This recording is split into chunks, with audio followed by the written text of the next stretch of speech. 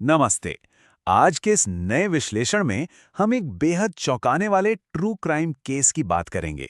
एक ऐसा मामला जिसने लखनऊ के काकोरी इलाके को पूरी तरह से झकझोर कर रख दिया। हम इब्राहिमगंज की उस घटना की तह तक जाएंगे जो बाहर से तो एकदम साधारण लगती थी, लेकिन असल में बंद दरवाजों के पीछे कुछ बहुत ही खौफनाक पक रहा था। चलिए सीधे शुरू करते हैं। तो बात है अप्रैल 2026 की। पूरा शहर और ख़ास तौर पर इब्राहिमगंज की वो संकरी गलियां एक भयानक हीट वेव की चपेट में थीं। हवा एकदम गर्म और भारी महसूस हो रही थी। लेकिन इस तपती और बेचैन करने वाली गर्मी के पर्दे के पीछे एक बहुत ही सर्द, बहुत ही खौफनाक घरेलू रहस्य छिपा था। सच कहूं तो मौसम की ये तपिश तो बस एक शुरुआत भर थी। असली तूफान तो एक घर के अंदर पनप रहा था। भाग एक शांत परिवार और सब कुछ नॉर्मल होने का वो भ्रम। देखिए, रावत परिवार में मुख्य रूप से 4 लोग थे। 28 साल का मनोज, जो अपने पिता की सब्जी की दुकान और थोड़ी बहुत खेतीबाड़ी का काम देखता था। उसकी 26 साल की पत्नी शालिनी, जो लालखेड़ा गांव से थी। साथ में 65 साल की बुजुर्ग मां शांति देवी और पिता दिगराज रावत। अब दिलचस्प बात यह है कि शालिनी को इस परिवार की सबसे मजबूत ढाल माना जाता था। बिल्कुल शांत, जिम्मेदार और घर को बहुत सलीके से संभालने वाली बहू। मतलब एक ऐसा परिवार जिसे देखकर कोई सपने में भी नहीं सोच सकता कि यहां कुछ गलत हो सकता है। भाग 2, कड़वी रोटी का रहस्य और 5 अप्रैल 2026 की वो शाम। तो चलिए इस घटना की गहराई में चलते हैं। रोटी का स्वाद कड़वा है। शांति देवी ने डिनर करते वक्त बस इतनी सी शिकायत की थी, और जाहिर है उस वक्त किसी ने भी इस बात को कोई खास तवज्जो नहीं दी। लगा होगा कि शायद आटा खराब होगा या कुछ और। लेकिन यही एक छोटी सी बात, स्वाद का ये मामूली सा अनुभव आगे जाकर इस पूरे केस की सबसे बड़ी और निर्णायक कड़ी बनने वाला था। अब जरा इस टाइमलाइन पर गौर कीजिए। सब कुछ इतनी तेजी से हुआ कि किसी को सोचने का मौका ही नहीं मिला।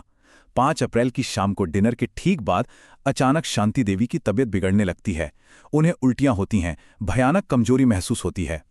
पूरी रात अस्पतालों के चक्कर कटते हैं और फिर 6 अप्रैल की सुबह लखनऊ के प्रसाद अस्पताल में उनकी मौत हो जाती है। परिवार वालों ने इसे गर्मी या कोई अचानक आई बीमारी समझा और बिना पुलिस को बताए जल्दबाजी में शव को दफना दिया। लेकिन 8 अप्रैल आते आते तक कुछ अजीब सा शक दिमाग में घर करने लगा था। भाग 3, बालू में छिपा सबूत, यानी वो चीज जिसने पूरी कहानी पलट दी। अब उसी अजीब सी बेचैनी के बीच मनोज की नज़र घर में रखे मोरंग यानी बालू के ढेर पर पड़ती है। न जाने क्या सोचकर उसने धीरे धीरे उस बालू को अपने हाथों से हटाना शुरू किया, और अचानक उसे अंदर कुछ दबा हुआ महसूस हुआ। काफी गहराई में एक प्लास्टिक का बैग छिपाकर रखा गया था। जरा सोचिए उस पल के बारे में। वो एक बेहद तनावपूर्ण पल रहा होगा, क्योंकि वो सिर्फ एक आम बैग नहीं था, बल्कि एक रोंगटे खड़े कर देने वाले सच का पिटारा था। और उस बैग में था क्या? उसमें वही बची हुई कड़वी रोटियां थीं और उनके ठीक साथ केमिकल पेस्टिसाइड यानी कीटनाशक की एक शीशी। ये सबूत हाथ लगते ही पूरी की पूरी तस्वीर पलक झपकते ही साफ हो गई। जो चीज कल तक एक अचानक हुई दुखद मौत लग रही थी, वो अब साफ तौर पर एक बेहद शातिर, सुनियोजित हत्या में बदल चुकी थी। तो अब हमारे सामने सबसे बड़ा सवाल आके खड़ा हो जाता है, आखिर इस मौत का असली कारण क्या था? और उससे भी ज्यादा परेशान करने वाला सवाल यह है कि कितने शांत और आम से दिखने वाले परिवार में इतना जहर घोलने वाला था कौन? इस उलझन को सुलझाने के लिए हमें थोड़ा पीछे जनवरी की तरफ चलना होगा। भाग 4, इराक से लौटा रिश्तेदार। चलिए जनवरी 2026 के उस फ्लैशबैक में चलते हैं। देखिए, इराक से लौटे 20 साल के करण का मनोज के घर आना जाना शुरुआत में एकदम नॉर्मल था। वो परिवार का ही तो सदस्य था, मनोज का भांजा लगता था, तो किसी को उस पर शक करने का कोई कारण ही नजर नहीं आया। लेकिन जो तथ्य सामने आए हैं उनके मुताबिक ये पारिवारिक मेलजोल धीरे धीरे 20 साल के करण और उसकी 26 साल की मामी शालिनी के बीच एक गहरे और अवैध रिश्ते में बदलता चला गया। घंटों फोन पर बातें होने लगी और फिर छिप छिप कर मुलाकातों का सिलसिला शुरू हो गया। अब यहां कहानी में एक बड़ा ट्विस्ट आता है। एक दिन मनोज ने शालिनी को फोन पर बात करते हुए रंगे हाथों पकड़ लिया।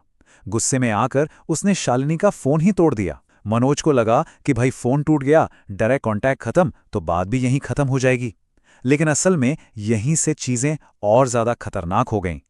फोन टूटने के बाद उन दोनों ने बातचीत का एक बिल्कुल नया और गुप्त रास्ता निकाल लिया।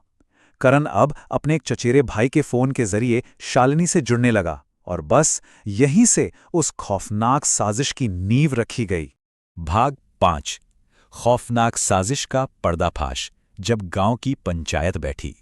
ग्राम पंचायत में जो खुलासे हुए उन पर यकीन करना मुश्किल था। एकदम रोंगटे खड़े कर देने वाले तथ्य। सबसे पहले तो करण के ही एक दोस्त ने यह कबूल किया कि उसी ने शालिनी के कहने पर मार्केट से 2 बार वो पेस्टिसाइड खरीदा था। इसके ठीक बाद शालिनी ने खुद सबके सामने अपना जुर्म मान लिया। लेकिन जो सबसे चौंकाने वाली बात निकल कर आई वो ये थी कि 10 दिन पहले भी शांति देवी की चाय में जहर मिलाने की एक कोशिश की गई थी। वो तो चाय का स्वाद खराब लगा, इसलिए शांति देवी ने उसे पिया नहीं और वो बच गईं। और ये चीज बहुत ही सटीक तरीके से दिखाती है कि किसी का बाहरी आचरण कितना भ्रामक हो सकता है। जरा इस तुलना को देखिए। एक तरफ वो शालिनी है जिसे पूरा गांव आदर्श बहू मानता था, एकदम शांत, जिम्मेदार, परिवार की देखभाल करने वाली। और दूसरी तरफ उसकी वो असलियत जो एक साजिशकर्ता की थी, वो जिसने ना सिर्फ इस पूरी हत्या का प्लान बनाया बल्कि बहुत ही शातिर तरीके से सबूतों को भी छुपाया। इस दोहरे चरित्र ने हर किसी को धोखे में रखा था। अगर आपको लग रहा है कि ये गुस्से में उठाया गया कोई अचानक सा कदम था, तो ऐसा बिल्कुल नहीं है। ये एक बहुत ही क्रूर और ठंडे दिमाग से सोची गई किल लिस्ट थी। पहला कदम, सास शांति देवी को रास्ते से हटाना। दूसरा कदम, ससुर दिगराज रावत की हत्या करना। और फिर तीसरा और आखिरी कदम था खुद पति मनोज रावत को खत्म करना। उनका मकसद सिर्फ एक साथ रहना नहीं था, बल्कि पूरे के पूरे परिवार को खत्म करके उस संपत्ति पर पूरी तरह से कब्जा जमाना था। और इस पूरी साजिश में करण का रोल भी कम नहीं था। 5 अप्रैल की रात जब शांति देवी तड़प रही थी तो करण खुद अपनी कार लेकर मदद करने का नाटक करने वहां पहुंच गया। वो उन्हें अस्पताल ले जाने का दिखावा कर रहा था, लेकिन असल में वो इस मौके पर मौजूद रहकर ये पक्का कर रहा था कि उनका ये खौफनाक प्लान सफल हो जाए। और हां, वो हर पल की अपडेट शालिनी तक भी पहुंचा रहा था। मतलब ये एक ऐसा धोखा था जिसने रिश्तों की हर एक हद को पार कर दिया। तो आखिर में ये सवाल सोचने पर मजबूर करता है, क्या ये परफेक्ट क्राइम पूरी तरह से सफल हो जाता अगर उनसे बस वो एक छोटी सी गलती न हुई होती? अगर शांति देवी ने उस कड़वे स्वाद का जिक्र न किया होता और अगर शालिनी ने उन रोटियों को छिपाने के बजाय तुरंत नष्ट कर दिया होता, तो शायद आज 3 जिंदगियां इस खौफनाक साजिश की भेंट चढ़ चुकी होती। एक छोटी सी चूक ने इतने बड़े और गहरे बुने हुए जाल को कैसे तार तार कर दिया, ये सच में दिमाग को झकझोर देता है।